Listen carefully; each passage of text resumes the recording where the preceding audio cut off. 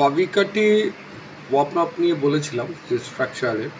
তো important point যেটা হলো যে আমাদের এই এটা কংক্রিটের stress strain curve, that is the কংক্রিটের। ওকে, এক একটা গ্রেড এখানে 15, 30, 45, 60 এটা আমাদের স্ট্রেসটাকে দিচ্ছি নিউটন পার মিলিমিটার স্কোয়ারে। আর এইখানে হচ্ছে আমাদের স্ট্রেন। ওকে, এখানে একটা ভুল আছে, এটা 6×10⁻³ হবে না, এটা -3-তে আসবে স্ট্রেন। আর এই স্ট্রেস স্ট্রেন মানে কংক্রিটের বিভিন্ন প্যারামিটারকে বারবার টেস্ট করার পর এই গ্রাফটাকে বার করা হয়েছে আর কি। স্ট্রেস স্ট্রেনে করার পর এখানে আইএস কোড কতগুলো ফর্মুলা দিয়েছে। একটা হচ্ছে ইয়ং মডিউলাসটা এখান থেকে যেটা বেরোচ্ছে সেটা হচ্ছে এইটা EC 500 FCK।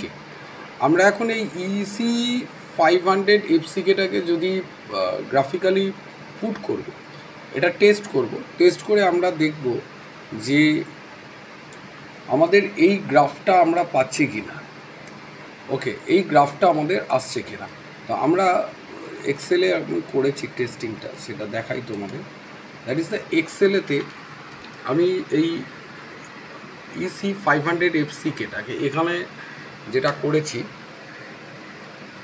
FCKকে আমি 1 কিলো নিউটন থেকে দিয়ে আমি 25 অবধি এর স্ট্রেন নিয়েছি। আমি এটাকে আরও বাড়াতে পারি। ওকে, এটাকে আমি 45 অবধি নিতে পারি এবং সেখানে এই ফর্মুলাতে বসালে তার কি রেজাল্ট আসছে, ইয়ং মডিউলাস কী আসছে। ওকে, এই ইয়ং মডিউলাসটা এইটাকে আমরা বার করেছি নিউটন পার মিলিমিটার স্কোয়ারেতে আসছে। ওকে, তো that is the Young modulus. আর এর রেসপেক্টে যে গ্রাফটা আসবে সেটা ঠিক এরকম আসবে। এটা হচ্ছে গ্রাফটা, দ্যাট ইজ দ্য গ্রাফ। অর্থাৎ বইতে যে গ্রাফটা আছে এটা আমরা 25 অবধি করেছিলাম। ইন্ডিয়ান স্ট্যান্ডার্ড কোড গ্রাফটা যেটা দিয়েছে, ঠিক আছে, দুটোর মধ্যে তফাৎটা হচ্ছে আমি যদি এই গ্রাফ ইউজ করি তাহলে আমি যদি স্ট্রেন এনার্জিটাকে বার করার চেষ্টা করি সেইটা আসবে এরকমভাবে।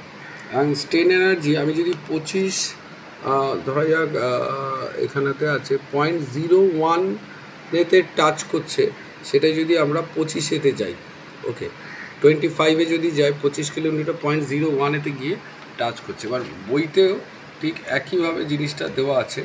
দেখো এখানেতে যদি লক্ষ্য করো আমি M25 কিন্তু আসছে এরকম জায়গায়। ওকে, সরি M25 একটু নিচের দিকে আসবে। M25-এ যদি আমি কোনো কন্ট্রোল স্ট্রেস দিয়ে করি তাহলেও কিন্তু 0.01-ই দেখাচ্ছে। তো that is the test of the